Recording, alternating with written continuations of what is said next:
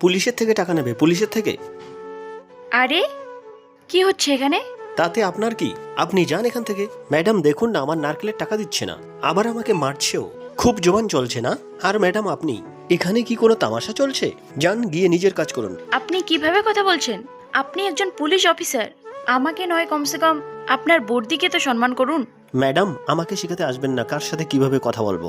আমি একজন police inspector. এটাই তো প্রবলেম, যেখানে আপনাকে রাখা হয়েছে জনগণের সেবা করার জন্য, সেখানে আপনি গরিবের হক মেরে খাচ্ছেন। তুমি আমাকে শেখাবে কার সাথে কেমন ব্যবহার করব? তোমাকে তো। কি ভেবেছেন সবার উপর অত্যাচার করবেন আর সবাই সহ্য করবে? সবাইকে দুর্বল ভাববেন না। এই কিছু বলার আগে শোনো, আমি এখানকার নতুন আইপিএস ইন্দ্রাণী সাহা। নতুন আইপিএস? জয় হিন্দ ম্যাম। সরি ম্যাম, আমি বুঝতে পারিনি। তাই তো আপনার আসল রূপ দেখতে পেলাম। কেন মারছিল দাদা? স্যার 300 টাকা হয়েছে। উনি টাকা না দিয়ে মারতে শুরু করলেন। এক্ষুনি ওনার টাকা দিন। আপনার মতো মানুষের আমাদের ডিপার্টমেন্টে কোনো জায়গা নেই।